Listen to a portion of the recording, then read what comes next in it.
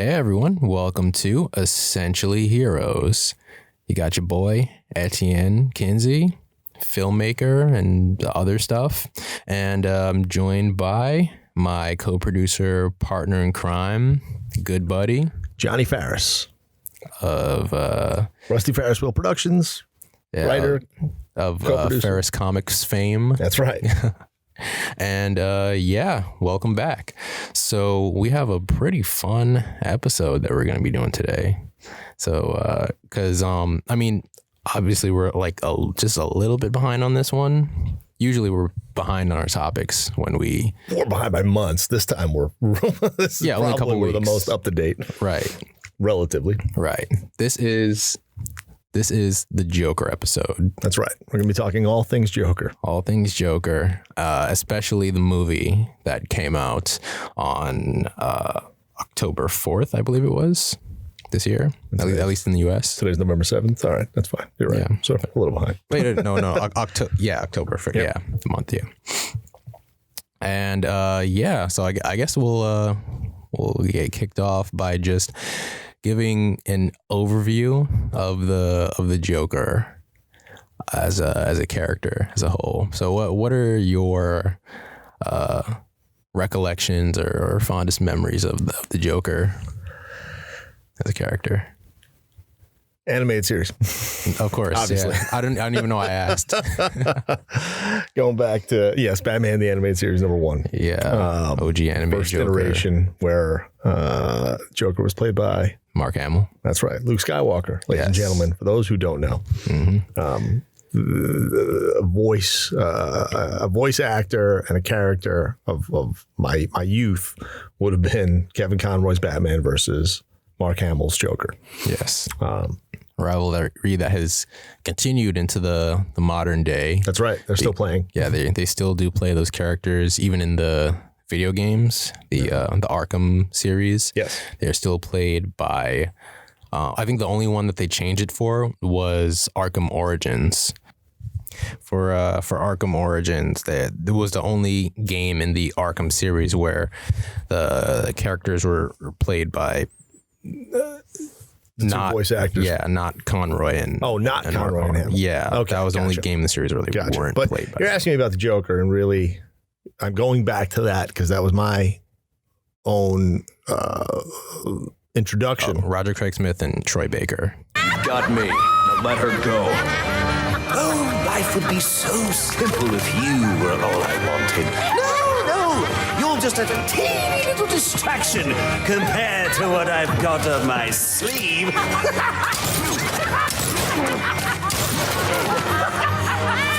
Here, have a laugh on me. Do you hear that? Sounds like 8 tiny reindeer.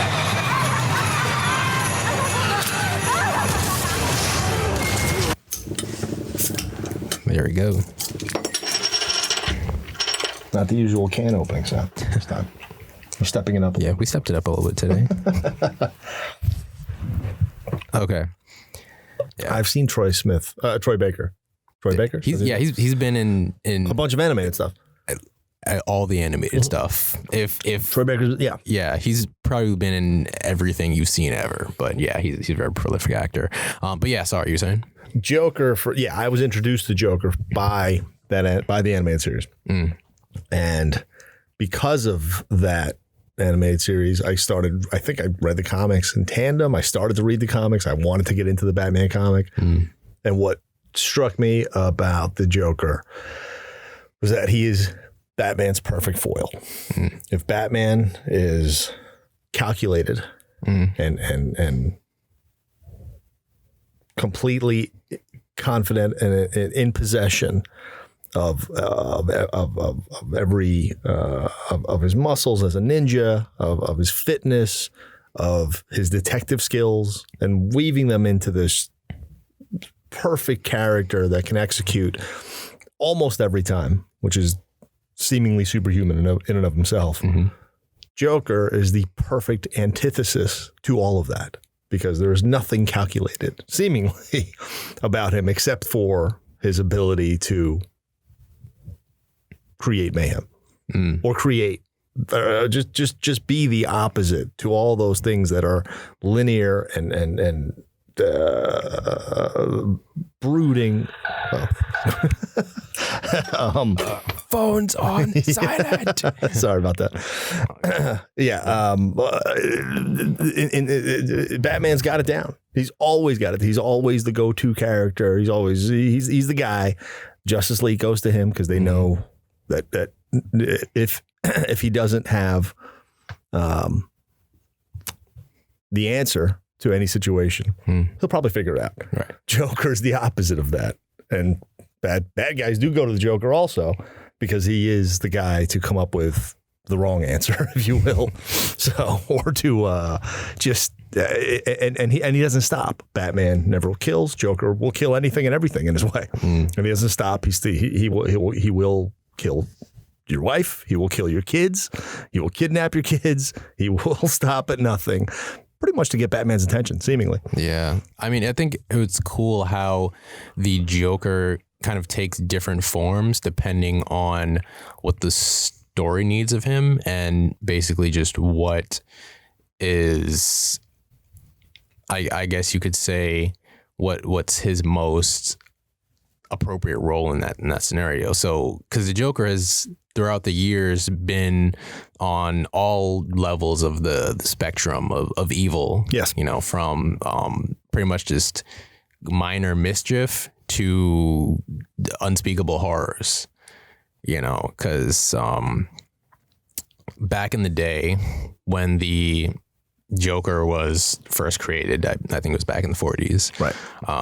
He started out as obviously an antagonist character for Batman who was killing people, and it was up to Batman to stop him. You know, he was using his Joker gas and his other clown tricks to kill people.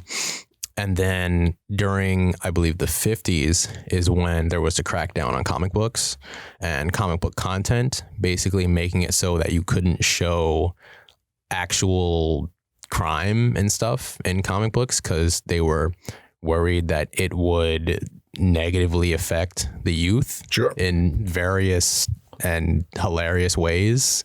Even as far as like, I read at least on Wikipedia that they were afraid that like comic books were going to make people gay or something like that. Yeah, it was the 50s. People had those thoughts. Yes. Yeah. Which ties kind of into the situation around the Joker movie today, but we'll get to that. But yeah, at that time, they basically turned him into just this trickster character who just wanted to just ruin people's day. So he just pull pranks and stuff like that, as opposed to actually getting into the horrors that, you know, he was made for. And then after that, you know, of course, you have the Bronze Age where the limiters came off and then they could kind of explore the Joker more freely. Sure. And then, you know, that brings us all the way to today where, yeah, just between mediums, he's basically just been a rainbow of chaos. So obviously you have the animated shows where, you know, he's a little bit more on the tame side from, you know, being a mastermind of clown themed chaos to obviously comics like The Killing Joke and some of the New 52 stuff where he's just this engine of just evil and despair, like just killing people left and right in these horrible ways, and he's unstoppable. Yeah, basically. Well, in a way, right? In a way, he's unstoppable. Well, I mean, for me, well, that's what I love about him is that he doesn't. I understand what you're saying. Sure, Batman ultimately stops him most of the time. There are times where he doesn't. So yeah, here's what's funny about that is that it seems like it should be just so easy to stop him, but it never is. Sure, right? Sure, of course. So, because he's just a guy at the end of the day, right? Of course. But it's always just something. He's like He's like, it's like trying to get tape off the bottom of your shoe. Like you step on it with the other shoe and it just sticks to the other shoe. Like that kind of stuff. So, for example, you have comics like Injustice, where, I mean, I don't think this is a spoiler because the story has been out for a while, but spoilers for Injustice, where the Joker basically kills Lois Lane and destroys Metropolis, and that drives Superman over the edge, and then Superman kills the Joker. You drugged me, made me... Lois, my son. First Krypton, now Metropolis. People you love tend to blow up, don't they? Huh? Superman, don't!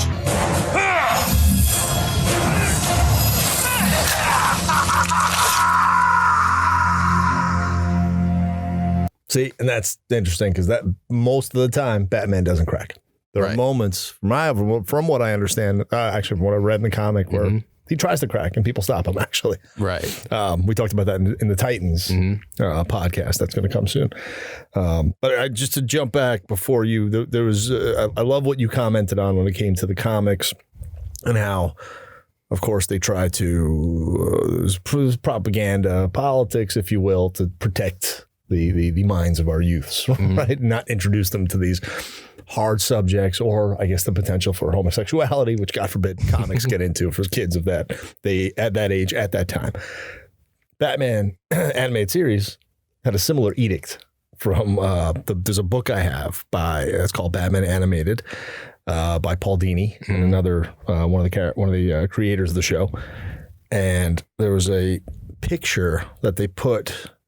They actually drew, I think it was Bruce Timm that drew the picture that combined all of the elements of censorship that the show could not introduce or could not show to the audience. And it was, I'm looking at the photo now. It's this drawing where Batman is jumping out of a window. I think that in and of itself was part of this glass or something that they couldn't really get into. There's a child holding on to him. He's strangling the Joker as the Joker's shooting a hole in him. And it's all animated. It's not... wait, hang on. Let me see this. Because just you describing it was like... Wait, hang on. Oh, okay. Yeah. Wow. I think I showed you the book. We were on set one time recently and I had the book. And I was showing it to you. And there's drugs, I think. Batman, Joker's holding... There's alcohol here. Yeah, Joker's holding a bottle of alcohol, throwing a bottle of alcohol. There's also a semi-nude Harley Quinn jumping out of the window. That's Catwoman. Oh, excuse me, Catwoman. Yeah, it's a mostly nude Catwoman. Mostly nude She Catwoman. Basically just has the mask and the gloves on. There's a drug needle, right? Yeah. So all these elements could not be shown. Right. And if they got into any of that, I think there was... Yeah, so a gunshot hole. Oh, and a cross. One of the glass shards is a cross. So religion was another factor. If you see that there. Oh yeah, I see that. Yeah. So I love that they attempted, and despite these issues, despite these what the network said, all right, you're going to make this cartoon that's going to be aimed at kids. They still made this wildly adult cartoon, and they showed a character like Joker. And Joker was. He could not be as violent as we know him to be in the comics, as we know him to be in the movie, certainly. But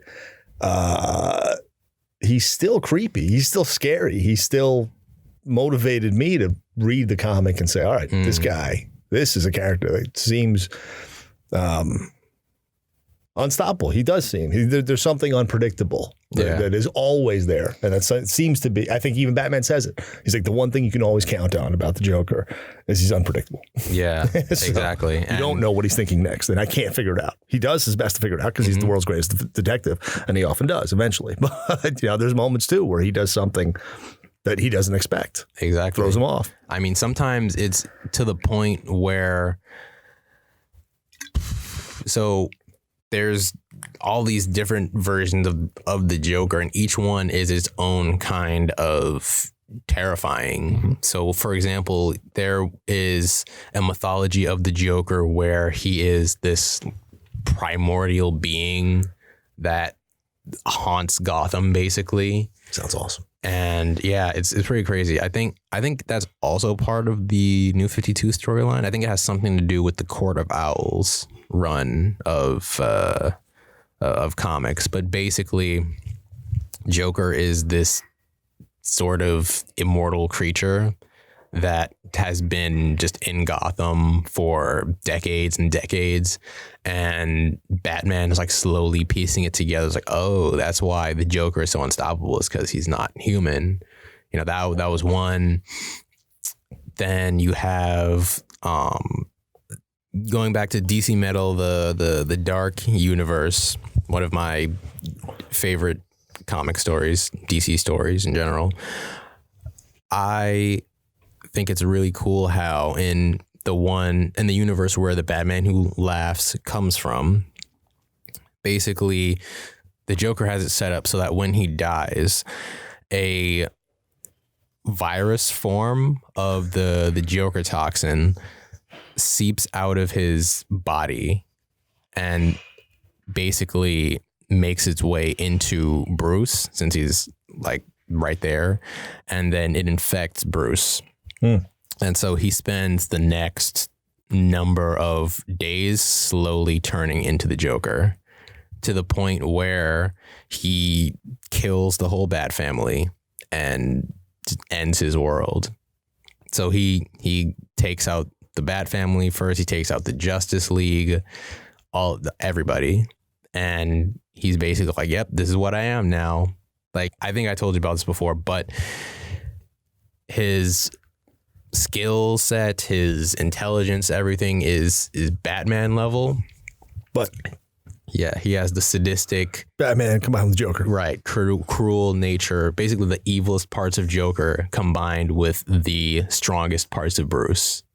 And yeah, a monster who ended his world. Right. And went on to end many other worlds. So yeah, I just think it's cool how the Joker is like that gum on your shoe kind of villain, where even when he's dead, he's not really dead. Even in, I think, going back to the video games pretty quickly, Arkham Knight, which I guess spoilers for Arkham Knight. The game came out years ago, but basically the Joker is dead in that timeline, but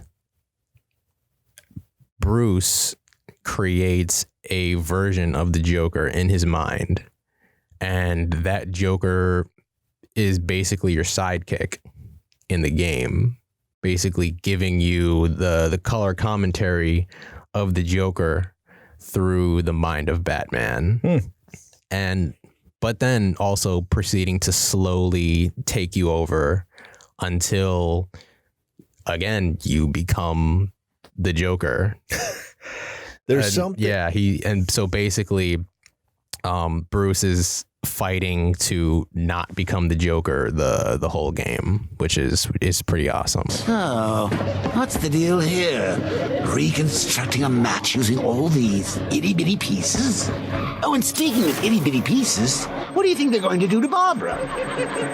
So you're going to use a reconstruction of Staggy's handprint to access the computer. Oh, that's genius, Bats, really.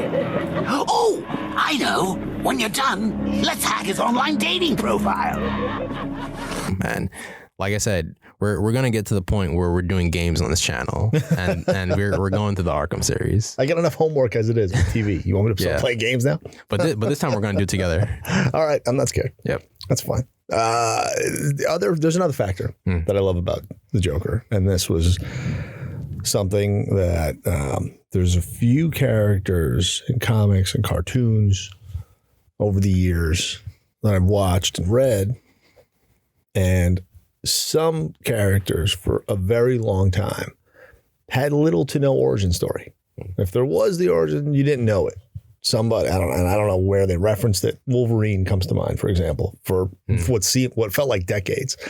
All you knew was not X-23, was a Weapon X program. Right. He came from that, but even he didn't know where or what. And I think X-Men 1 got into that, I feel like. Yeah, I think a lot of times when these characters are created, especially for older characters, the writers either don't necessarily expect them to stick around as long as they do. Like they don't expect these characters to be as popular as they end up being. Well, sure. Or it kind of, for what they want the character to do in that moment, I completely relate. I'm creating a world of superhero characters, supervillains, superheroes, and the origin stories aren't what comes to me. The characters and their powers tend to come to me, and who they are and what they are in a given moment, or maybe a day in the life, maybe is where, but more, I don't know, in a fight, what are they doing with their powers, or are they discovering their powers? Have they had the powers for the longest time? It really comes from that, and then I start to flesh out the origin. But I can see how it would come in a comic book. But Wolverine comes to mind, but Joker also was that for years for me. I loved, you didn't realize, especially like the Batman 1 or the Michael Keaton's Batman, Tim Burton, correct? That Joker. I believe Michael Keaton. Yeah, I think so, right? Yeah, well, no, Michael Keaton played Batman, but I'm talking about the Napier Joker in that movie. Same thing. You didn't really know what or who he was. Dark Knight even kind of gets into it at the end. Not Dark Knight, but Batman Begins right at the end. They're like, Gordon shows him a card. It's like, this guy calls himself the Joker, and he's doing some crazy stuff. The comics. There was an animated episode of The Batman. That series that I also love. I love it. I also love the Joker's design. Fantastic. Yes. He's more wild. Yes. More circusy. Exactly. Step right up and explore the insanity. 3 shows nightly. And he's got this wild, crazy hair, and he's got his voice effect was totally different from everyone else. That voice actor took a different spin on it. Deeper voice, like kind of gruff. Right. But Yeah. scary. He's in like a lot of that stuff. Yeah. In all of those like WB Cartoon Network shows. Yeah. Same level of unpredictability that freaks Batman out. But there's one episode. It's one of my favorite animated episodes of anything where the character who runs Arkham Asylum, that other villain in his own right, Hugo Strange. Hugo Strange, is that it? Yeah. Comes up with some sort of apparatus that can go into your mind. Like and you get to and it projects the scenes like a movie, and you're watching and you're seeing what's happening, and they do this. I believe he comes up with this so he can assess and see what's happening with the villains and actually get into their minds. And of course, Joker flips it and gets into Strange's mind and starts to figure out all kinds of other stuff. It's an amazing episode. But Batman, of course, enters this whole mind field. Of course. Do you know the episode I'm talking about? I feel like I've seen it, but I don't recall it. And it's been probably 8 or so years since I've seen an episode. The episode, there's some that I remember, but the episode, it's one of my favorite moments because the Batman gets into the Joker's world, which is fascinating unto itself to watch what is happening in his mind. I mean, the world does not look normal. The world, it is very strange. Things and fish and flying through the air and the Joker, like everybody in his mind is a Joker, which was scary and awesome. I feel like I vaguely remember seeing either that episode or like a similar episode where basically the Joker is having like some like visions or something like that. Right. But yeah. Imagine Inception when they build the city, but and all the projections of your mind are Jokers, and they're looking at Batman like, who is this guy? What is he doing? And then, so Batman, of course, being the detective, finds the recesses of the Joker's mind that has not turned into the Joker, seemingly the last remnant of the secret identity, the person who was. Apparently, I don't know if the cartoon certainly didn't go into the origin. I'm not sure if they're taking from the source material from the comic in any way. But he was some sort of office worker, at least in this depiction, who wanted to be a comedian. And I remember that part. Incredible scene because the Joker realizes what Batman is doing and takes that remnant, because he does find this seemingly innocuous character who's like a custodian of records. Maybe he's not an office worker. Maybe he's not an office worker, but in the Joker's mind, he's a custodian of whatever history remained of the Joker's true self prior to becoming this madman. And the Joker realizes what Batman's doing, takes that guy and kills him in his mind. Like throws him down a well. And it's like, that is it. All right, we're gone. I loved it. I absolutely loved that. You didn't know the origin. You don't know where this character came from, or this madman, this diabolical maniac. But you don't have Netflix making of a murder or whatever it's called. You just have all of a sudden Batman's worst foe, the foil to everything that he does, appear. And like, you don't know where it came from. I love that. So I love the lack of origin and this combined unpredictability factor that he can do anything at any moment. And Batman's like, oh, what the fuck, Joker again. I know, yeah. And even going into that even more, there was a comic run where, I'm not going to get too deep into it, but basically Batman becomes the god of knowledge. Okay. Through very odd circumstances. And so basically Batman has this chair that's basically Wikipedia for the universe. Okay. And he can ask a question and then the answer will just come into his mind, whatever it is. Okay. Right. So he'll be like, what is this? And then it'll just be like, ping, there it is. That's the answer. He knows it. Who killed my parents? Ping, Joe Chill. Got it. Obviously. He says, what is the Joker's identity? And he is unable to come up with an answer because the chair doesn't know which Joker he's talking about. I like it. There are, at least in the, well, that's the main part of the main run of comics, but in that continuity, there were 3 different Jokers and nobody knew about this. Right. So over the years, 3 different people have taken up the mantle of Joker just seamlessly. Right. And yeah, he just is out there somewhere, and even concept almost. Exactly. Yeah. And yeah, even Batman as the god of knowledge still had no clue who the Joker was or where he came from. That's amazing. Yeah. So yeah, just stuff like that. Like you were saying, unpredictability factor. I love it. And yeah, some questions do remain better unanswered. Something I loved. Yeah. So, jumping into the movie. Sure, perfect time, because the movie does the exact opposite of that. Creates. Actually. So, and then from here, we're going to be getting to spoilers for the Joker movie. Right. So, I mean, if you've enjoyed our Joker cast so far, but you haven't seen the movie yet, yeah, I mean, you can pause here, check out the movie, come back, whatever you want to do. Yes, this is the moment. We're going to get into Joker spoiler territory. Yes, for the movie. So tune out for 2019 movie. Yes. Sure. A minute, whatever this may be, we'll figure that out. All right. And if you're still rocking with us, then come on. Murray, one small thing. Yeah. When you bring me out, can you introduce me as Joker?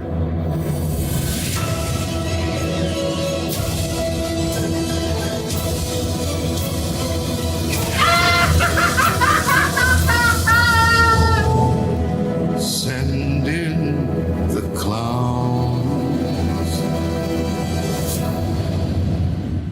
All right. So in the movie, I like how they give him an origin story without fully giving him an origin story.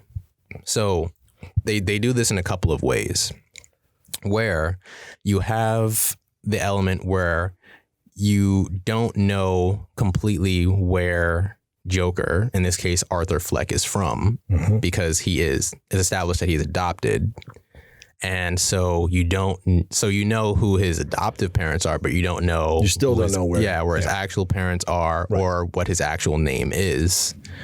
And so, how did this baby end up on someone's doorstep? Right. Was he nuts to begin with? Right. Exactly. Yeah. And throughout the movie, they established that Arthur Fleck is an unreliable narrator, meaning that whatever you see happen on screen didn't necessarily happen that way. Right. So obviously the thing with Zazie Beetz' character, the woman, The neighbor. yes, and that he meets in his building didn't happen the way that he thought it was. You think, right. He's depicting this whole saga. Right. He's playing it out to the audience. And so you could infer that a lot of things in the movie didn't happen the way that it actually did on screen, meaning that you could take the movie at face value, or it could be that the Joker is just making up stories because that's how he would like it to have happened. Right. Because as I forgot which comic it was from, but Joker prefers his past multiple choice. It's anonymity. Yeah. Yes, exactly. So yeah, that's what I thought was really cool is that they were able to still maintain that air of mystery around his character. Also depicted in The Dark Knight.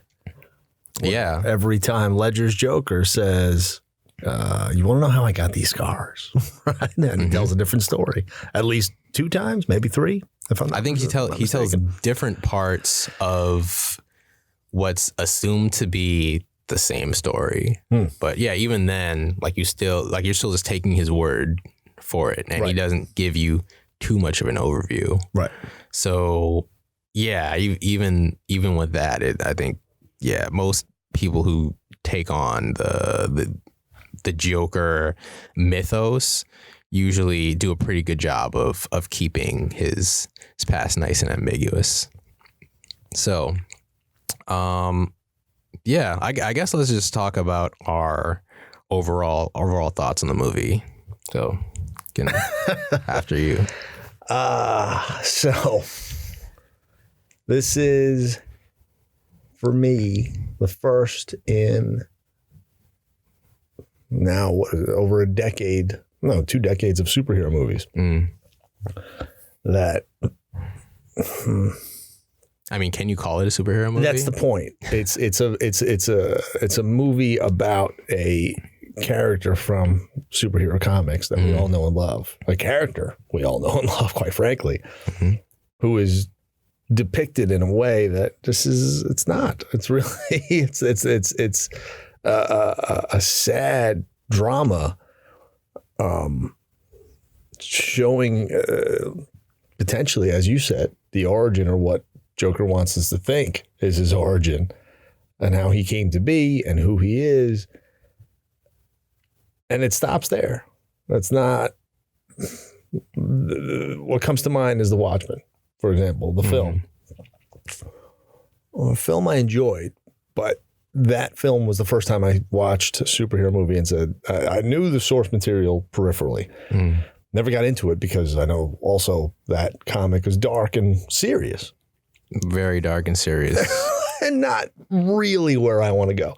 The world of Gotham City, Batman, for an escape for me is about as dark as I want my comics to get. Right. Maybe a little darker. The Joker material is where it gets darker. For example, the rated R animated film, Killing Joke.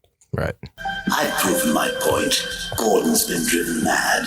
I've demonstrated there's no difference between me and everyone else. All it takes is one bad day. That's how far the world is from where I am. Just one bad day. It's scary and dark as shit. And Joker is a rapist, in that film, and it really shows. It doesn't go that far, but it does not mask what the Joker does to a character that is a major factor in Bruce's life, and Batman's life, and Commissioner Gordon's life, Batgirl.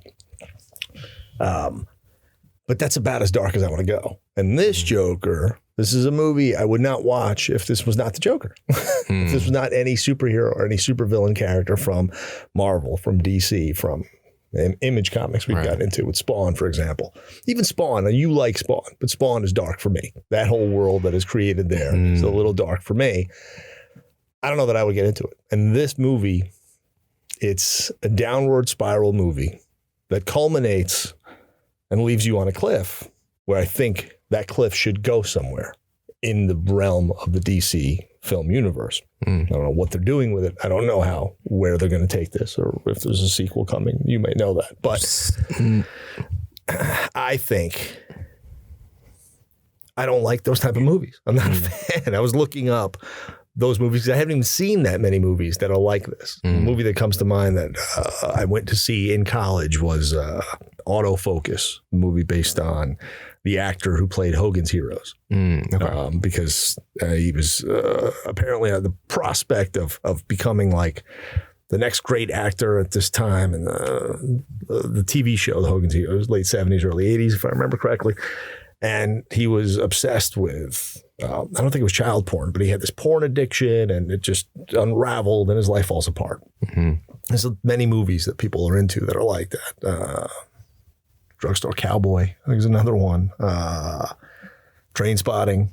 These are stories that I'm not a fan of. I tend to be more optimistic in life, and I don't relate. Yeah, I don't like the darker stories when it goes to a point and then there's nothing at the end.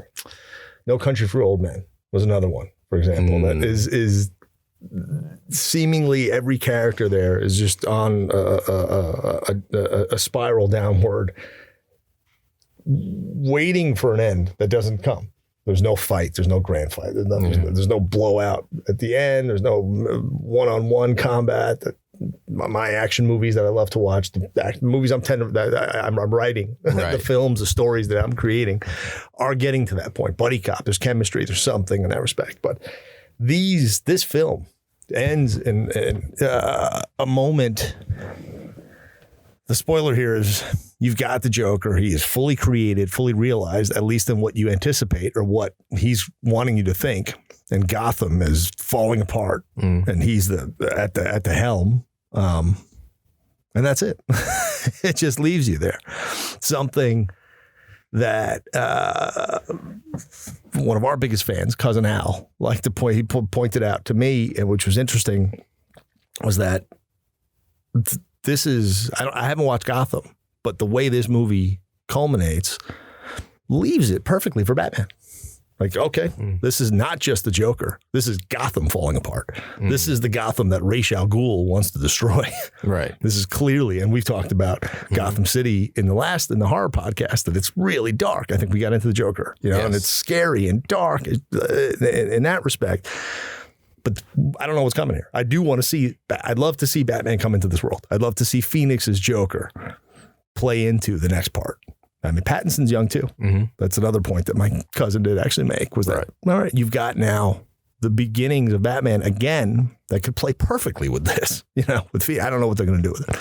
Well, with this Joker movie, at least from what I've heard, or at least the main creative driving force behind the Joker movie does not want this movie to tie into the DC extended universe. It's weak. Show it. Connected.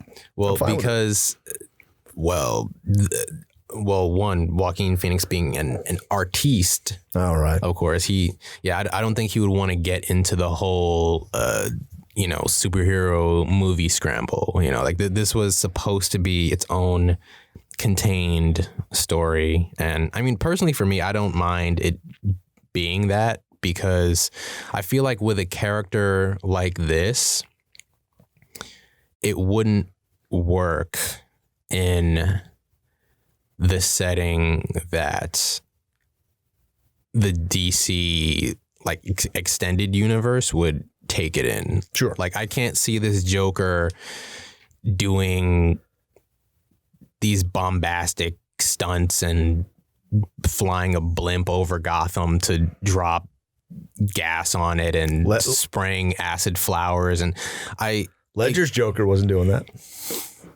Ledger's Joker kept it super grounded, kept it grounded. Nolan kept it grounded. He kept the world grounded.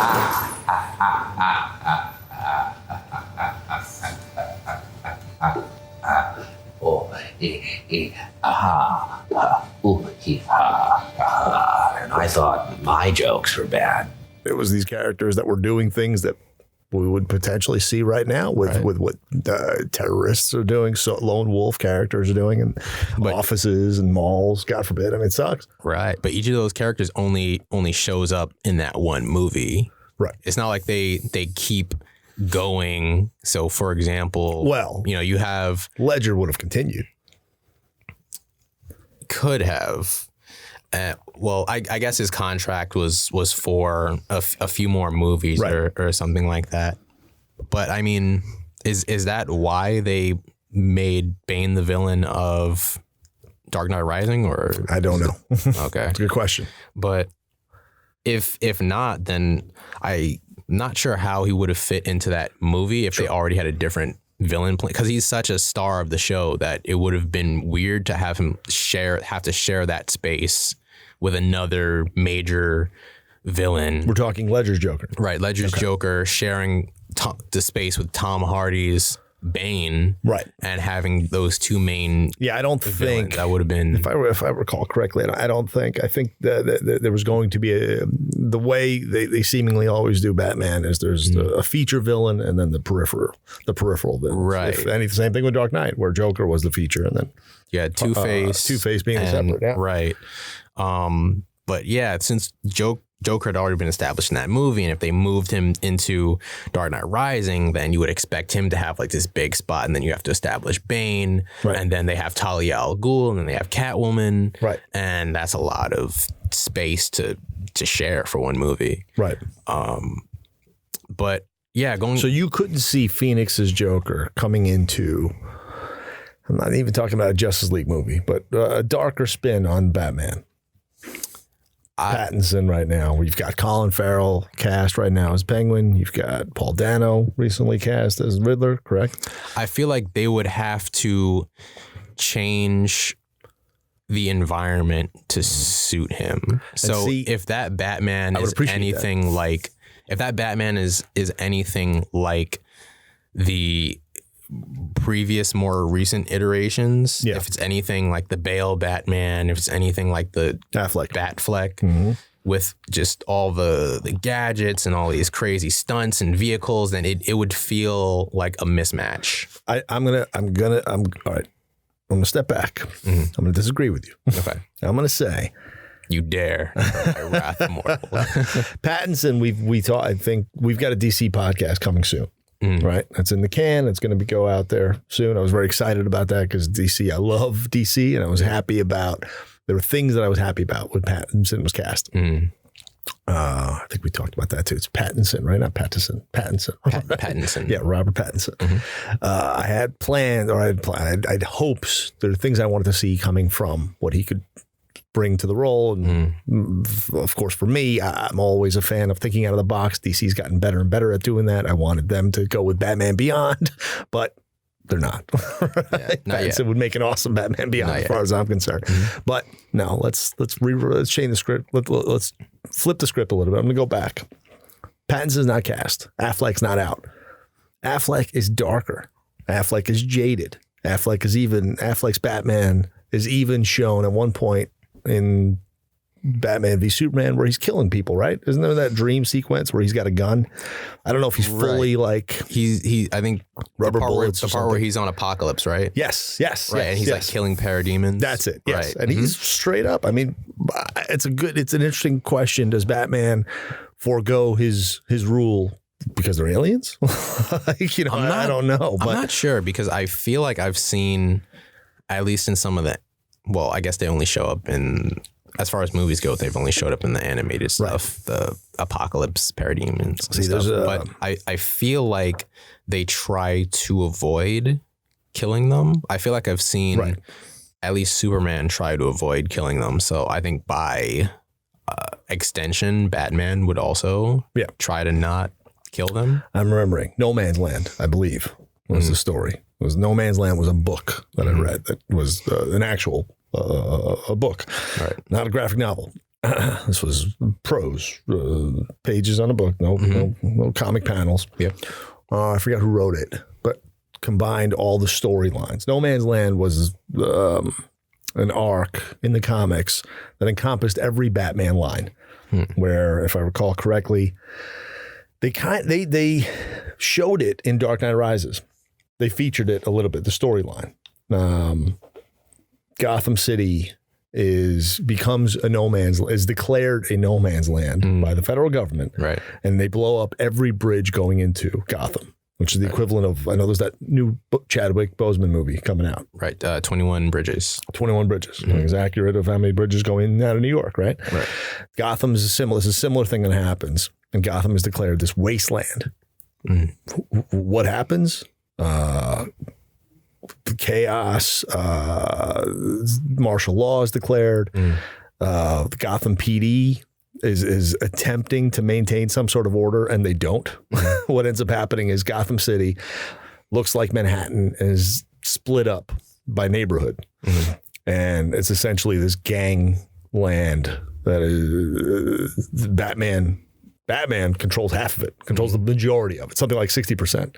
And then the other neighborhoods are controlled by Black Mask, by Joker. He's got his own territory. And the cops have their own territory.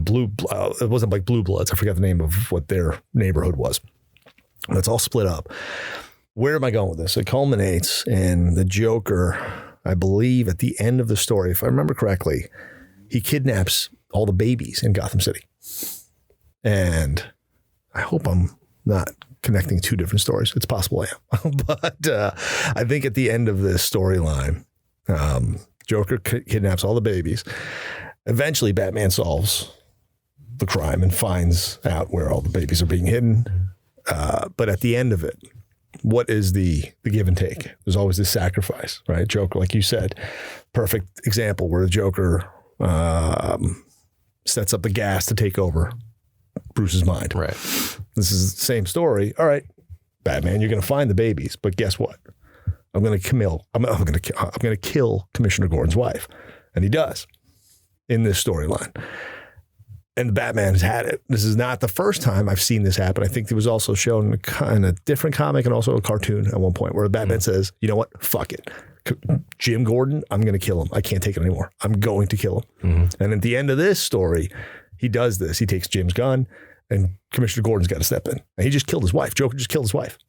So where am I going? I'd love to see the Affleck, who was depicted as this jaded older Batman, who's seemingly like, it's getting harder and harder every day. It's harder. Like he's getting to that point where he's getting older.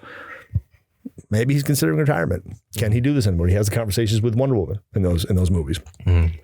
I could see a darker film where you combine the darkness and the Gotham City bleak world that they showed, where it is chaos, it is bad. It's depicted in that Titans episode that we talked about. And Affleck's Batman still trying to save Gotham, going up against a Joker who has seized the city. Played by Joaquin Phoenix. That I could see. Yeah, that could be pretty cool. Yeah. That could be really interesting. I love that Affleck's Batman doesn't shave either. He's always got that 5 o'clock shadow that I have almost every other day of my life. Yeah, I mean, it's like, why would you? Like, your life is he doesn't care. Yeah, over. Exactly. Yeah, yes. Yeah, you miss it. He's just a criminal now. He's like, younger Batman is always this millionaire Bruce Wayne, but that Batman's just like, fuck it. You know what? Yeah, I don't care. He's like, okay, yeah. Tell me.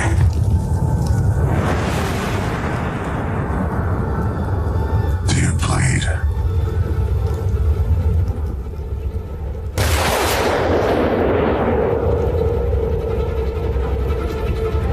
You will. Yeah. He's bigger. He seems, is he out of shape? No, he's just Diesel. He's bigger. Yeah, he's huge. Yeah. Like benches truck tires. That's right. Or whatever he does in the movie. But yeah, that's the, there's a hope that this Joker movie leaves for me, but it's not going to come. I can appreciate the performance. Phoenix does an amazing job. He does, but again, it's not something I'd want to go out and watch. It's not something I get excited about. Yeah. So I feel the same way, honestly. Like, I'm not really into those types of movies where I guess you would say it's more about a specific message or theme. Those don't speak to me off the hand. Of course, I can enjoy movies like that, but they don't pull me into the theater. So I'm in the same boat where I probably wouldn't have seen it if it wasn't a Joker movie. Right. But that being said, I mean, yeah, I can just appreciate what they, like you said, what they did with the performance and everything like that. They shot a very beautiful movie. Right. And yeah, I like it. I like it for what it is, and I'm glad it exists. Yeah, I think we should take this moment for a spot check. Yeah, let's do that. For our sponsors. Let's have a word from our sponsors. All right, check you guys in a minute. Essentially Heroes tonight is brought to you by Class & Co. Co-working space located on 260 Ainsley Street in Brooklyn. They've got co-working space as conveniently located 2 blocks away from the Graham Avenue L train stop. And they are available for any of your co-working needs, be it a small office, medium office, or co-working space, or even event space. If you've got any sort of event or seminar or conference of any sort for a weekend or evening, they are available. And as Etienne, you know, their co-working time, availability, space needs have been fantastic. So thank you to Class & Co. for all of your co-working needs. Thank you to Class & Co. And now back to the show. And we're back. All right. So now I think it would be a good time to dive back into the movie and just go through the individual parts of the movie and kind of pull it apart just a little bit here. Sure. So let's start with your feelings on just Arthur Fleck as a character. What do you think of him as a person? I like that he's there is this examination of this character who is deranged, or he's got this mental illness. And this is the first time I think you see the Joker, or you see Arthur Fleck in origin, as we said, in a way that you can relate to him. Or maybe it's him against the world, and he can't seem to get it straight, and the world is falling apart around him, or the world is against him, or the world just sucks, and he's a part of it, and he's trying to get by, he's trying to make people laugh. We don't know if he really is, according to what you're saying.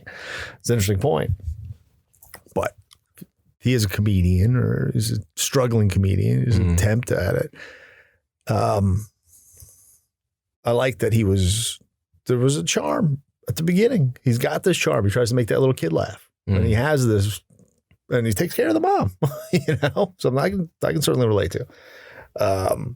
Yeah, I think it's really neat how the Joker has kind of become this symbol of, I guess you could say, resistance against the system. Yes, which is something that I'm not 100% sure, but I feel like it started with Heath Ledger and has been reborn into this Joker. Sure. So, because back in the Dark Knight, I mean, I kind of hate comparing them because it's a little overdone. I feel like both Jokers have their unique qualities and deserve to stand on their own, but just to very briefly, just as Hamill's Joker compare them in the cartoon. Right, of course, yes. I feel like with that Joker, his main deal is society is broken, so let's burn it down. Right. And I feel like this Joker is on that same railroad. However, it takes a deeper look at that thought process from start to finish. So it shows you in very great detail that the society, especially the society that Gotham is inside of, is broken. And it shows you that the people at the top don't really care about the people at the bottom. So let's burn them down. Right. And so Arthur Fleck being the medium that we see that through made me feel it didn't make me feel weird about rooting for him when he starts to go off the rails. which I guess is an interesting feeling. On some level, we always root for the villain if we just think they're cool. That's kind of Deathstroke's whole thing. That's where Deathstroke's fan base comes from, is he does bad things, but people just think he's cool, so it's okay. Deadpool starts as a mercenary, and he's funny as shit. Yeah, exactly. Deadpool. He's not a hero at the beginning in any way. At the beginning, yeah. I think he's an anti-hero. He's straight up, well, I'll do whatever you guys need if you pay me. At this point, a little debatable, but yeah, in the beginning, definitely.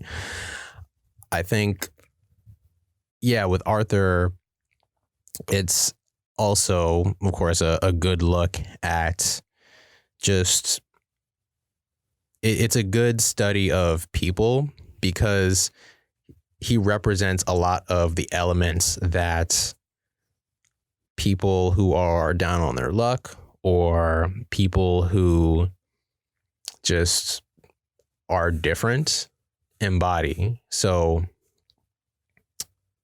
with Arthur, he doesn't exactly have people down.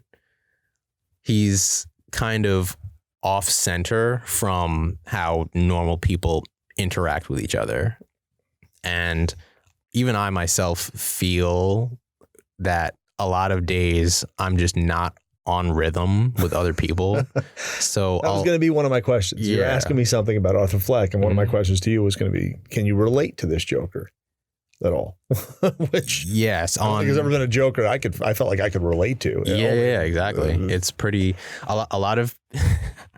So of course you see the people who are always posting Heath Ledger Joker quotes on Instagram and stuff because they relate with him so much. Yeah, well, yeah. He's like, they didn't care who I was until I put on the mask. Like those guys, yeah, who say that they related to that Joker. But I feel like with this one, I definitely did relate to this one, because a lot of times I feel like I just don't understand people, and of course it comes to a head in the movie where he's talking to Thomas Wayne. And he's like, why can't you people just be decent? Because the whole movie, people have just been terrible to him. And a lot of times, that's just how life feels. Sure. Like, why is everyone just so mean to me for no reason? Especially living in New York. That's another thing. Let's talk about, so in New York, especially, because obviously Gotham City is a parallel to New York City. Sure. It shot in New York.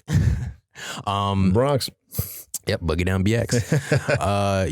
Just a lot of times it just feels like people are just nasty for no reason. Especially when you ride on the subway, there's always somebody who's knocking into you. By the time that you are heading home, you just feel like you want to hit somebody. It's just so obnoxious in so many ways. So yeah, I could relate to Arthur Fleck on a lot of levels, aside from the violent parts. Sure. Yeah. Sure. I'll say that. But by the way, it's not just on the subways. It's I for every subway you take, I take traffic, some road in New York, a highway, a local road, and just there's accidents every moment. There's traffic every day, and everyone's pissed off. Yeah. It's not a happy place. It's not a happy place. If you have this glorified view of New York, it's not what it is. Maybe, maybe on few neighborhoods in Christmas time or something like that. Yeah, unless you own a helicopter, it's not a great place to I'll get commute. I'm gonna fucking get one. But and I'm not doing a motorcycle. That much I can't do. But it's not the Joker's Gotham in any way. It's not that. Thank God. I want to be on a beach or somewhere far away at this point, anywhere under palm trees. But it's just, but I know what you're saying in that respect. It's true that there's that me against the world, and he plays it up. But there's also like me against the world, and all right, there's something off. There's something definitely, like he's not just a loose cannon who stays loose and something that can be addressed in therapy. It's a perfect example. An expert attempts to handle him and becomes, his perfect partner, Harley Quinn. in the comics. Yeah, I mean, this is a character who's not just mentally deranged, but is finding his footing as a supervillain. Yeah, one of his superpowers is bringing out the worst in people. Yes, that is, you could call that a superpower of his. Sure, because he has this way of figuring out what's the worst part of a person and figuring out how to bring it out to the surface. And if he can slap a coat of clown paint on there, it's a plus. Exactly. Usually. Exactly. I'm pretty sure that's what the Joker gang is based on in a lot of continuities. Right. And they're not even close. Not even, no. They're not even close. If all of Gotham that was falling apart at the end of the movie and taking up this cause that the Joker takes, all right, it's us against them. It's the 1%. It's whatever you call it. They don't even come close to what the Joker really becomes. And he is, again, this diabolical maniac. He goes, that's where I do want to see more. I'd love to see more of what Arthur Fleck is in this origin story, going to be how he goes from, okay, now he's the Joker. And like, all right, does he get a gang? Does he get a hideout? What kind of crimes does he really commit? And he goes on that TV show. The talk show host played by De Niro. Right. Is it thought out? He has a gun on him. Does he know what he's going to do? Do you know what he's going to do? Yeah. Is that, well, originally he plans to kill himself on the show. That's it. Right. That was the initial plan. And instead he kills the talk show host. I forgot the name of the character. Murray, I believe. Murray. Yes. Which very cool angle that I never thought of. But because Howard Stern watched the movie and loved it. Which is interesting because he does love Superman and all these other comic book movies, but he didn't feel the way we feel seemingly about it, that this is, okay, it's not a superhero movie. He was like, I loved it. He absolutely loved the performance. But Kimmel was on, Jimmy Kimmel. And he's like, I don't want to spoil it for anybody, but there was a scene at the end of the movie that really freaked me out. And I was like, fuck, I can't imagine. It's true. I mean, he does what he does every day, and he's watching, he's watching the shit in post. He's looking at how things look. He's writing the script. He's doing bits for the show. And here he is watching this talk show host get shot in the head, And I was like, oh, wow, that's a cool, I never thought about that. That's interesting as a talk show host watching, oh shit. Talk show host just got murdered by the Joker. That's a little freaky. It's so funny because there actually was an interview where Joaquin Phoenix went on Kimmel to talk about Joker, right? The movie. And basically I heard a story that it was planned out ahead of time or whatever it was. Sorry if I'm not up to date with the news on that. But basically, it's one of the most awkward and hard to watch interviews I've seen. Oh, that's yes. Because you told me about it. Yeah. Because I still have yet to watch it. Oh, you should watch it. It's very it's like a train wreck. Like you watch it and you want to look away, but you just can't. Sure. You just want to see what happens next. But yeah, basically, Kimmel is his usual Kimmel self, and he's asking all these questions that Joaquin Phoenix just doesn't seem to be engaging with, because when you're a late night talk show host, you kind of have to do the schmooze, the Hollywood schmooze, and talk about, oh, did you die yet? What did your friends and family think of your new look? And of course, that's not Joaquin Phoenix at all. Nope. He is an artiste. Yes.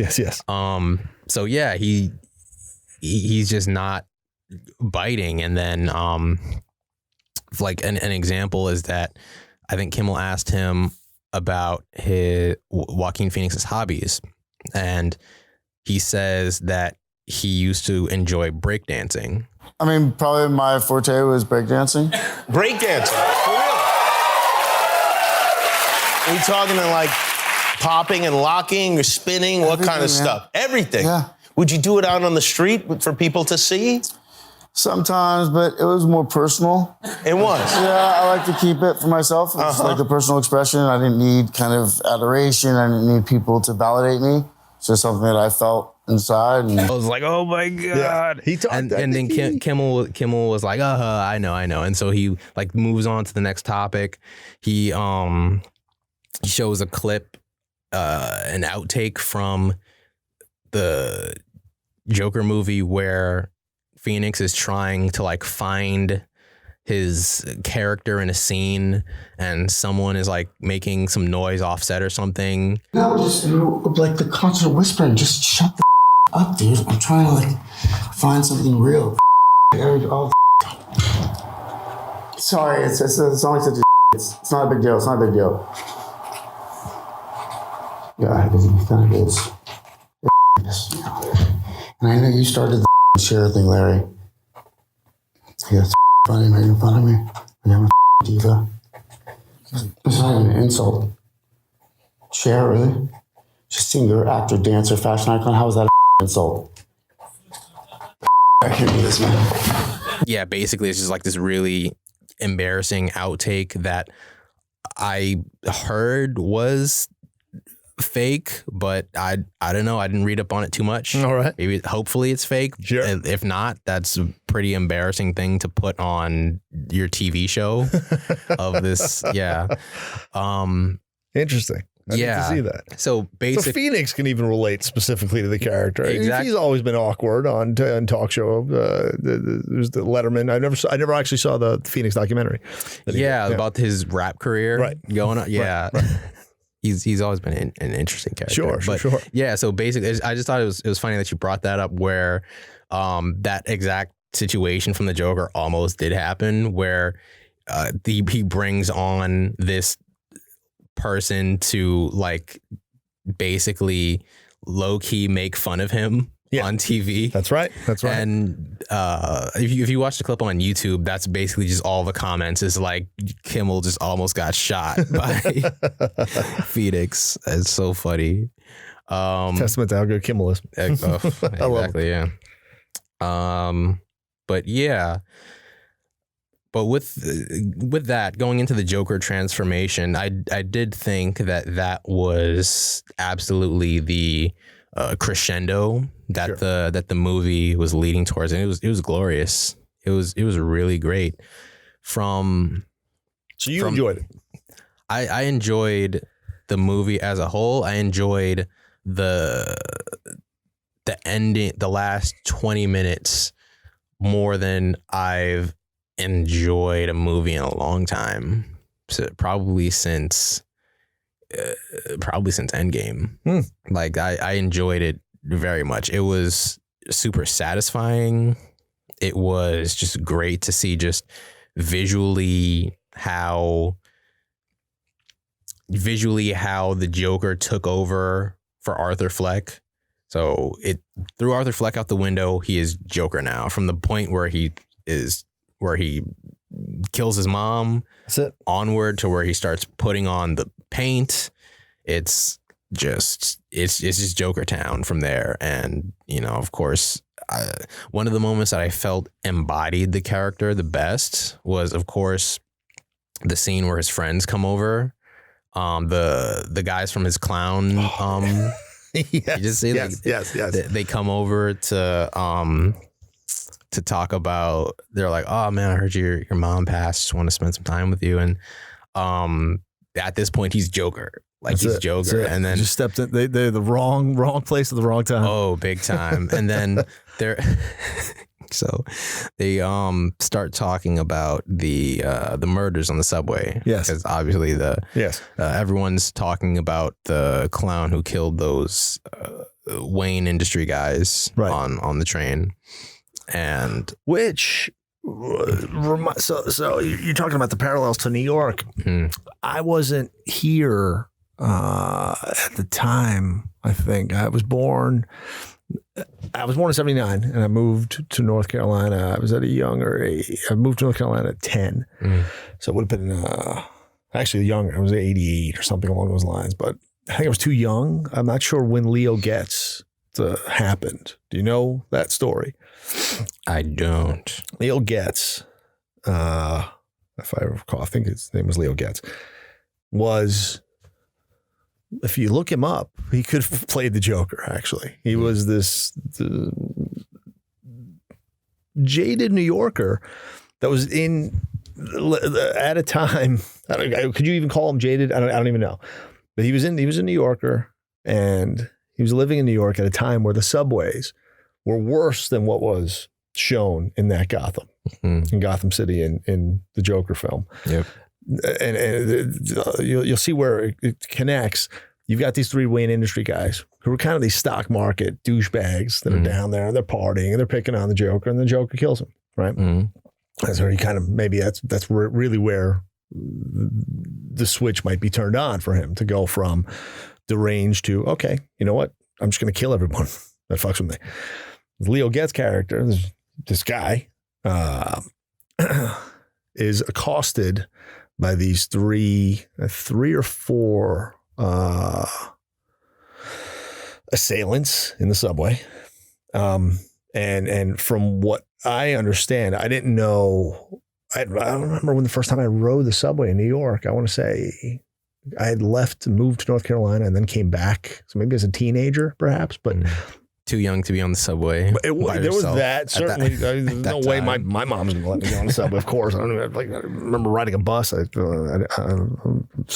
until 8 years old, maybe with her or something with my parents. But the subways, though, were so bad that, I mean, if you think of like, if you say, think of a neighborhood, for example, now that you know of, or your family might say, all right, don't go to that neighborhood at night. Don't do that. You're going to get fucked with. Something's going to happen. You're going to get robbed. I don't know. That was, from what I understand, the entire subway system in New York at this time. I want to say late 70s, early 80s. I don't remember the year that this happened. But this character, this guy, Leo Getz, rides a subway, and he's got a gun on him. And something happens where these three kids come at him, and I don't know if they're intent, I don't know if they're just fucking with him, or they want to see how much money he's got. They're intending to rob him, and there's three or four of them that come at him, and he shoots him. One of them, I think one of them had a gun, if I remember correctly. I know this from law school. I know the story. That's when I read it, because what he does is he becomes this figure in New York. He doesn't kill just one of them. I believe he kills all four of them. And he is criminally tried for murder, because the argument is made that the first two or three assailants could have been coming at him. And I can't remember how many of them. I think at least one, if not two of them, had guns. But he's defending himself at the onset. And seemingly he shoots to kill these first two. But then I think he goes fourth. One of them is down. I don't know if he fired. I don't remember the details if he fired willy-nilly throughout the subway, throughout the car itself. But the last of the third of the fourth assailant is also killed. Apparently he kills the guys on the floor and he kills them. He shoots them in the back, something along those lines. But from what what I understand, this Leo Getz was hailed as a hero for going into the subways and taking the subways back and saying, you know what, I'm not gonna be fucked with. Like, I'm not just gonna go and ride the subway, you know. I feel like I actually did hear about him. Did he have glasses? Yes. He wore glasses? Okay. Yes. Yes. So I did hear about that. And yeah. So originally he was kind of like this New York folk hero or something like that. After the incident happened, he becomes this super character to the as a revolution a little bit in that respect. And then I think afterwards, I think he went on the news and started saying like weird stuff, and then people kind of like fell off his bandwagon. Yes. At that point, he took on a different persona without Twitter. Which is amazing at that time. Just going on these new shows. Okay, now I know what you're talking about. Yes, and I do. Yeah, from what it sounded like, it did sound like they took inspiration from that for the movie. Sure. So definitely, yeah. Right. Definitely. And it's the same thing. But again, it's the weird, relatable charm at the beginning of us versus them becoming this diabolical maniac. Right. Do you see, no, let me withdraw. Let me take that back here. Is it your favorite? Because now we've seen Joaquin Phoenix, talked extensively about Ledger. We talked about Mark Hamill's Joker, the animated Joker, that is. We didn't even talk about Jack Nicholson, which we both have to rewatch, quite frankly. Right. Another character who seems to have no origin story. It just comes. Yeah, but he's just so powerful on screen that Amazing. It kind of doesn't matter at It that doesn't, point. and I love that. That's the Joker that I've always known. I don't want him to have the origin. I want him to be this unstoppable force that Batman considers stopping. That's one of the crazy things about Batman and him is that Joker seems to be the only character that makes him question his one rule. You got to break your one rule. Tonight's the night. You got to break your one rule. Yeah. So you've got Hamill, you got Nicholson, you've got the other animated series that we've seen. Recently, Jared Leto played him and was apparently not happy about this, which I can give two fucks about. Oh, I'm not going to kill you. That the joke was on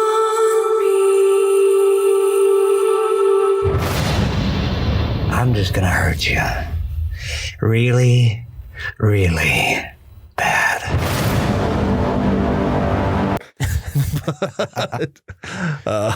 Yeah, I'm not a fan of Leto's Joker. Oh, man, that's my favorite Joker, man. He's my favorite.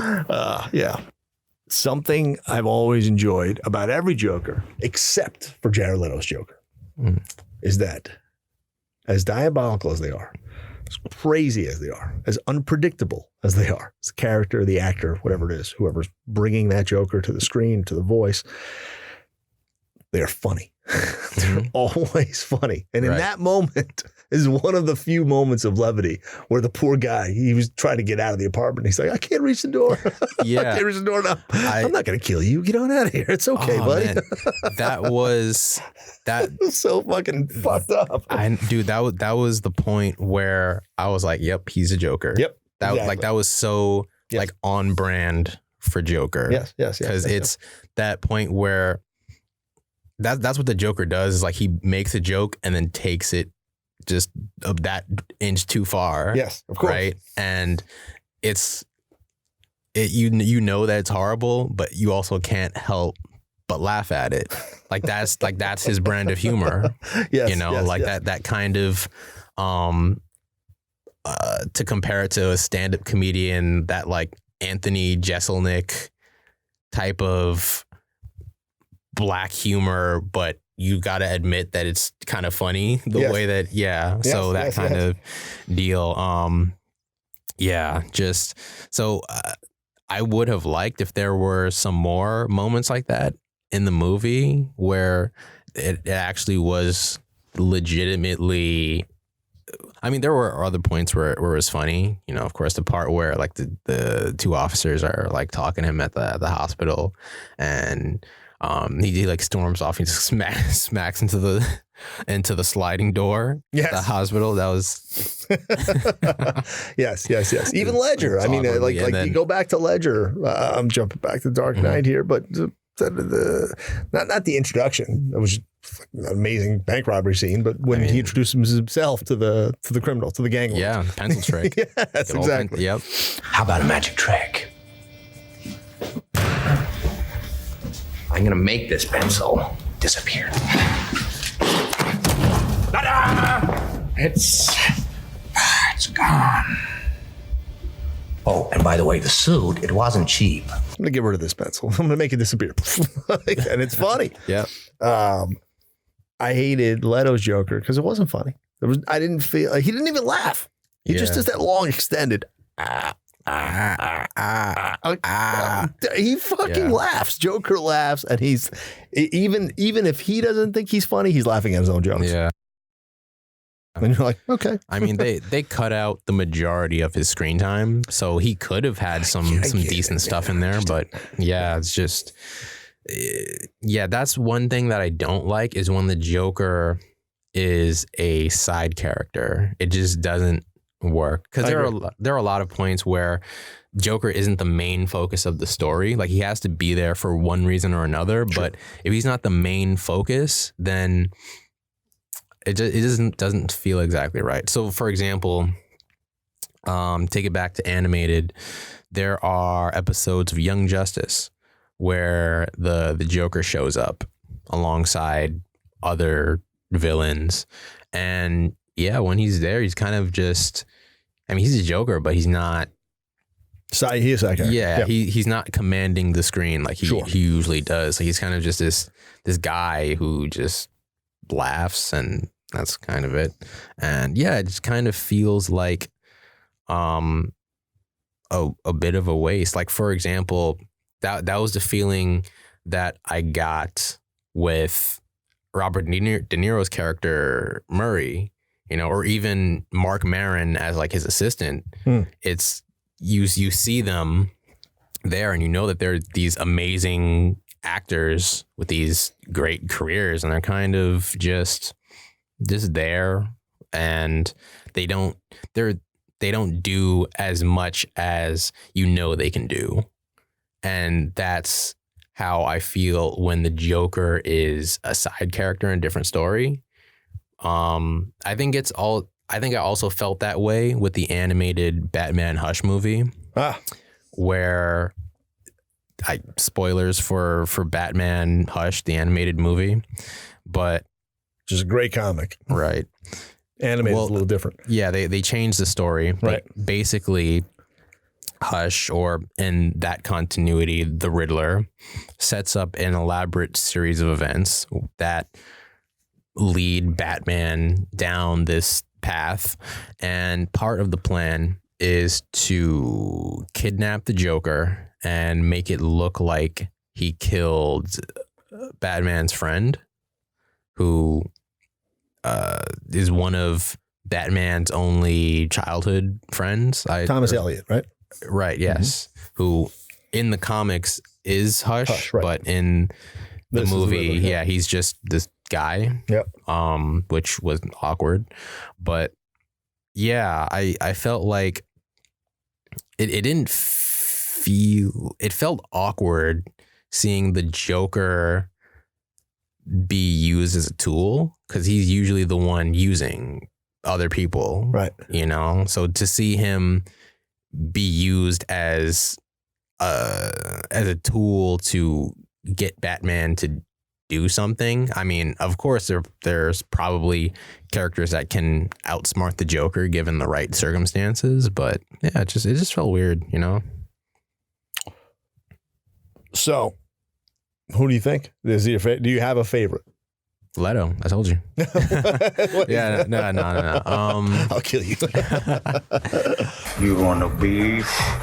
You don't want no beef? Wrong? You don't want no beef? You don't like me? Favorite Joker. Current. That's been there, and I have a follow-up question to this. I would say my favorite Joker would be so tough, because I like the different Jokers for different reasons. Sure. So that's why I have trouble. That's why I have trouble picking a favorite movie. Okay. Across all genres, is because I like different genres for different things that they do. I would say that Heath Ledger's Joker, the Arkham series Joker. When you say that, you mean the video? Yeah, the video games. Right. Joker are on a similar level for me because of their charisma factor. Right. And I would put Joaquin Phoenix's Joker below that. So they're like the top two, and then he comes in like third-ish. Something like that. Yeah, I'd want to see Hamill's too old now, but I'd love to see Hamill actually play live action Joker. Wow. I'd love to see him bring, from what I understand, I've read a little bit about the way the animated series, any of these animated cartoons work, is the actors record the audio in a studio, not unlike what we're doing right now at home by themselves. They're not with the rest of the actors. and then the audio just gets laid in. Well, right. Yeah, they record everything separately in many cases. Yeah. There's been a couple movies I've read about where a couple animated Batman films where they have done it together. And the actors talk about Mark Hamill bringing this charisma right then and there. I mean, many of the actors are doing what we're doing. They may be standing up and they're bringing that charm, that character. But apparently he's been at table reads and he stands up and he gets all animated and he's playing the Joker essentially right there at the table. Right.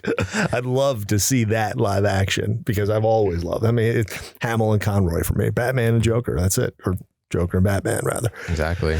I would love that as well. Just even if it's just a short something like that, that would be amazing to see in live action.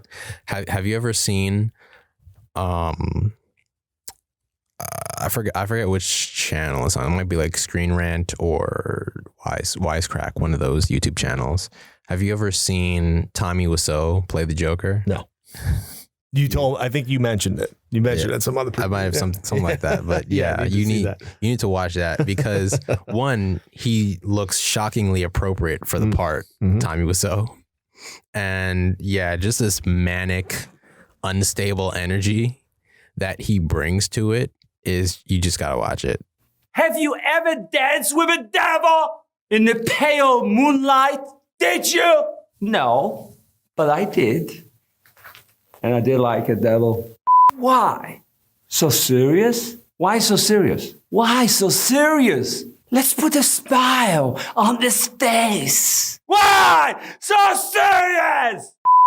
So if anyone out there hasn't seen it, just look up Tommy Wiseau Joker, and there's two main videos that should come up.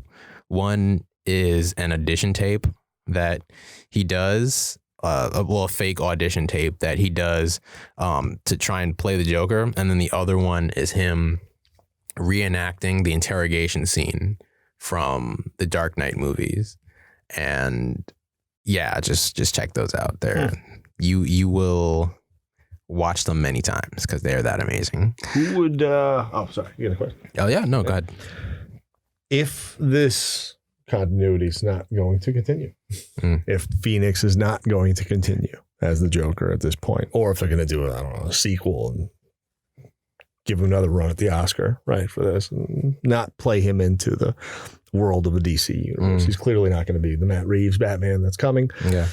He's not going to be in Suicide Squad. We get that, Suicide Squad 2. That'd be cool, actually. Right. I'd be interested to see that, but it's not happening.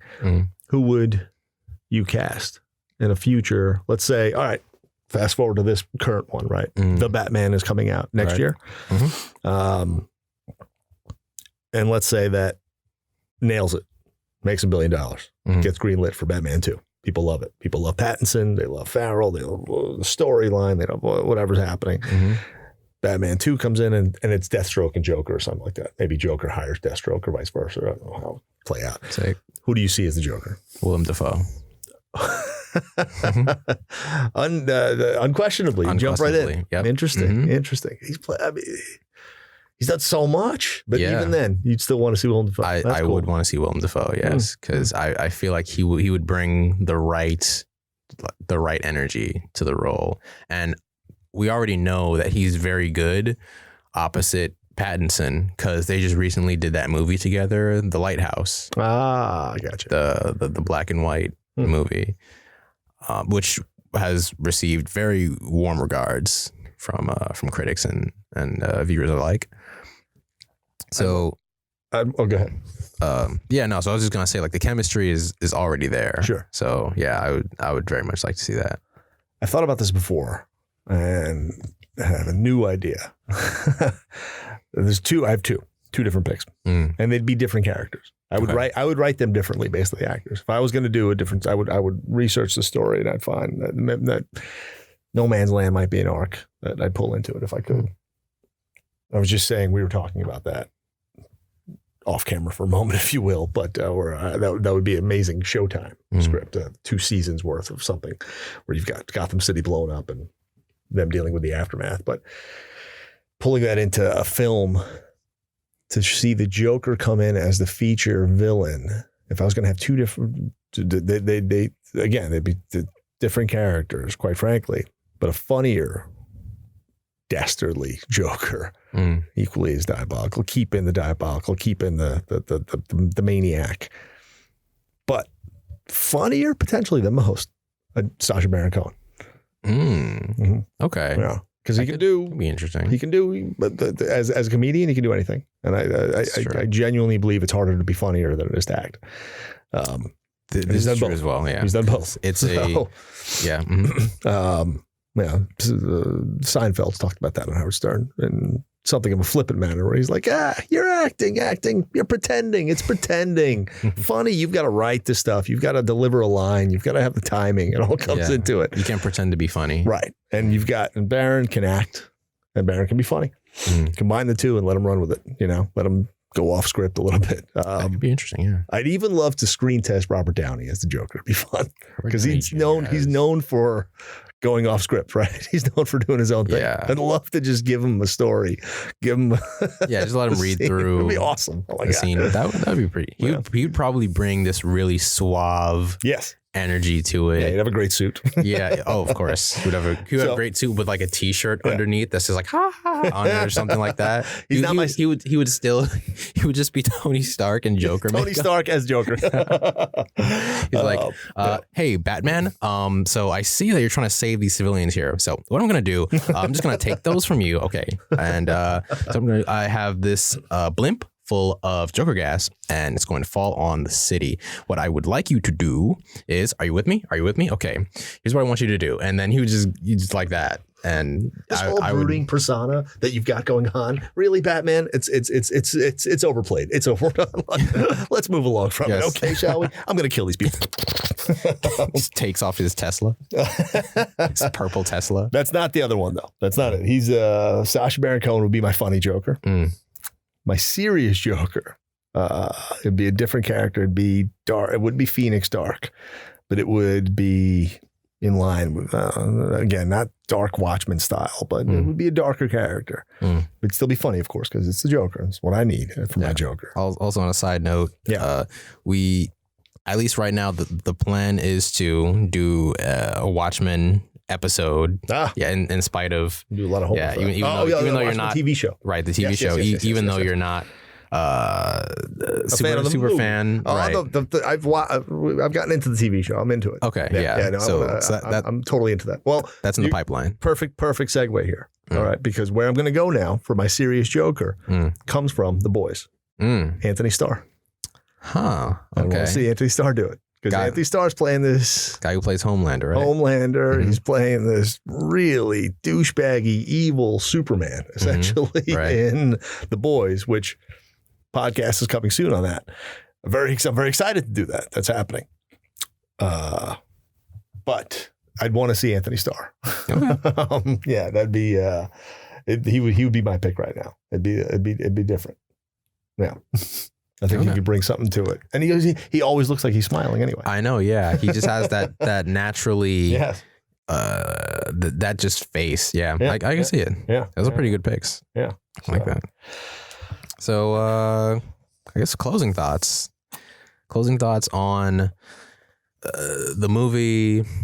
We covered a lot of where we want to see the character go in general. Right. But and we already basically said, without giving a hard number, we gave our ratings for the movie. So you guys can extrapolate our words however you want in terms of a rating. I'm not going to give a number for it because I feel like the Joker is beyond the numerals that we have access to. He's on a different scale, so he's he's rated differently. Yep.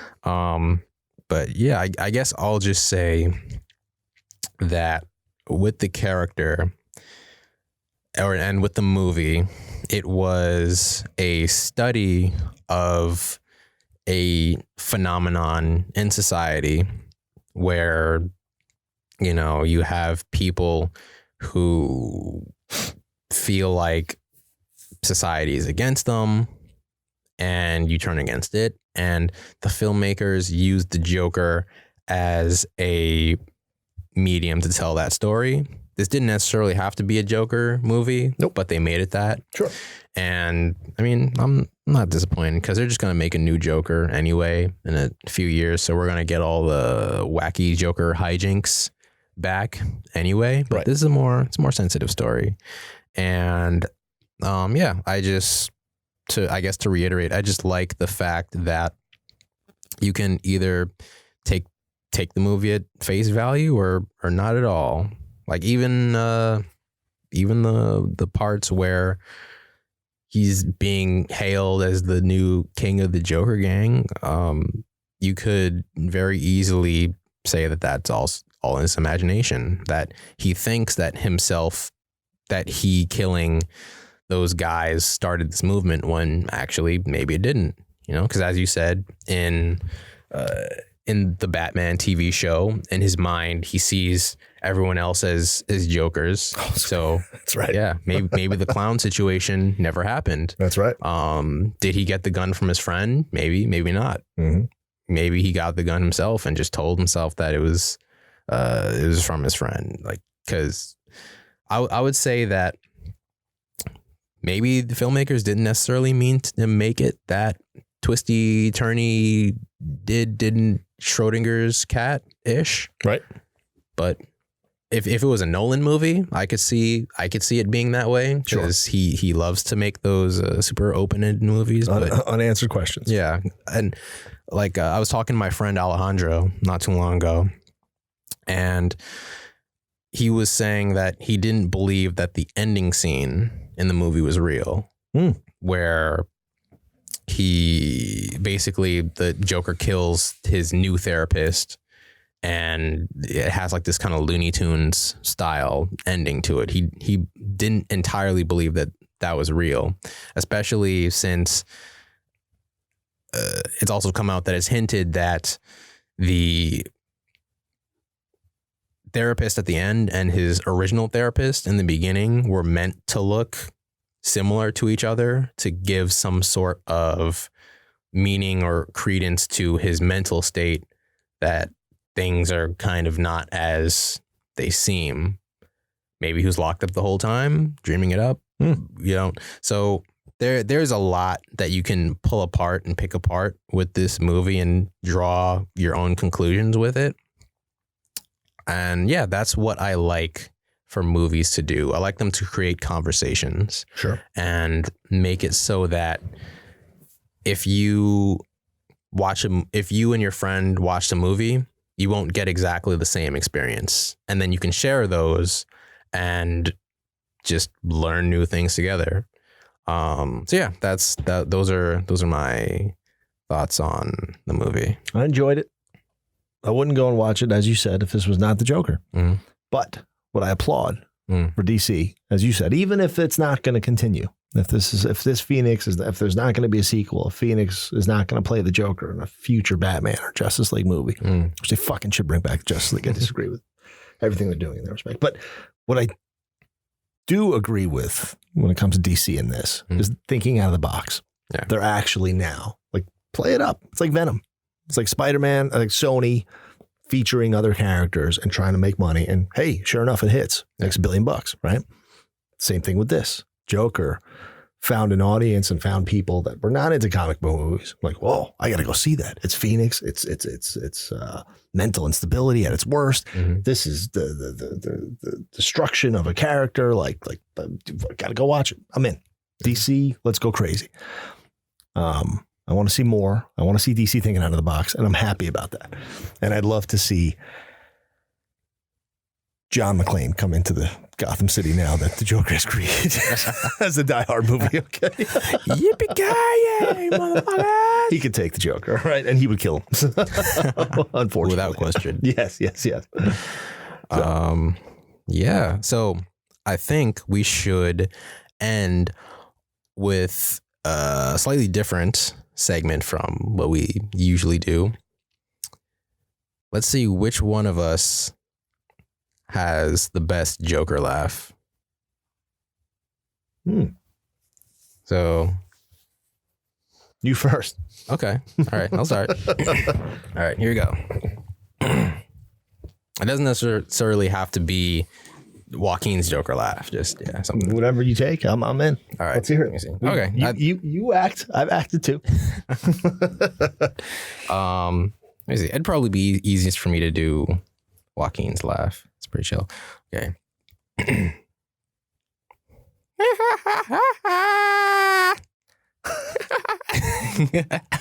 Wait, You got He's like- that's pretty close. he's like, Oh yeah, it was super creepy. yeah, it's like,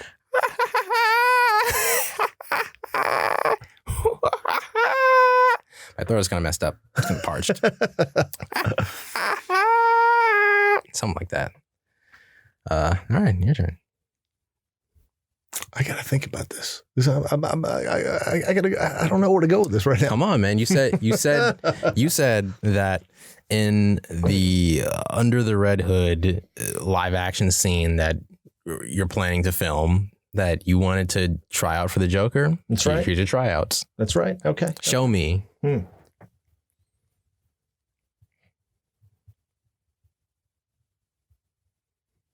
Black Mask. This is the scene, right? Where Black Mask and the Joker are in the movie together. They're in that moment. And that's Black Mask. You just killed your henchman. No, I can't do it. I can't.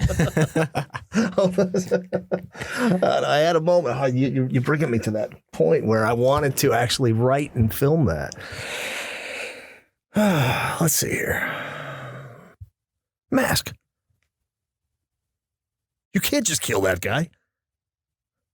That guy was funny. I'm the funny one in this room. I'm the Joker. No, it doesn't. It doesn't play. No. I gotta go back to the drawing board on it. Oh man, your buddy's gonna end up stealing the role. He's from gonna you. take the role. I'm gonna be the Black Mask. It's fine. I'm not scared. Okay, I can do it. cool. You hit it though. All right, I tried. When I came out of the movie theater, I was doing it pretty well. I was doing it pretty good. I remember I was walking through Burger King. It was tight. Like practicing, and like people were kind of like side eyeing me, but it was really fun to do in the moment. Yeah, but yeah, and I feel like we just about did it for today. Thanks for listening, folks. We do appreciate your listenership and support. Anything else? Oh, we've got, if you haven't listened, we do have our recent Heroes in Horror podcast that we just had up just before Halloween. Yep, super fun episode Take with a listen our to that. good friend Justin Adkins. That's right, featuring our first special guest, Yes. Justin Rusty Atkins. And he's going to have his own podcast coming out soon. Check out his podcast, Film Scara. And then, yeah, we're on pretty much most streaming sites right now. We're on iTunes, Stitcher, Podbean, Spotify, SoundCloud. So you can check us out just about anywhere you can get podcasts. On Instagram, on Twitter as well. Just look for Essentially Heroes and we'll come right up. I'm at OUKAN_O on Instagram. And you're Johnny Ferris. At Johnny Ferris. I got it. I want to jump back into it. Okay. It took me a moment. At the end of He's back. Killing Joke, okay, at the end of the Killing Joke in the graphic novel, if I remember correctly. Okay. I don't think this was featured in the cartoon. Batman succeeds, apprehends the Joker, and the Joker stops for a moment and says, "Hold on. I'm thinking of a joke right now." And he says, "These two guys, they break out of jail. They've been working together for the longest time. They break out of an asylum, and they've been hatching this scheme for weeks, and they get out, and they climb this wall, and they've successfully escaped the asylum as it stands, and the two of them are now at this wall, but they've got to get across to the other side. And one of the escapees says to the other escapee, "How are we going to do this? We just got out of this place.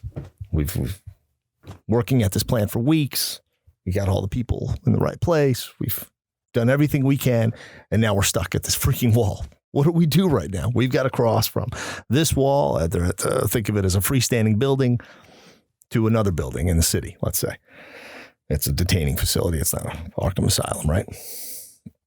So the one escapee looks to the other and says, I got a flashlight.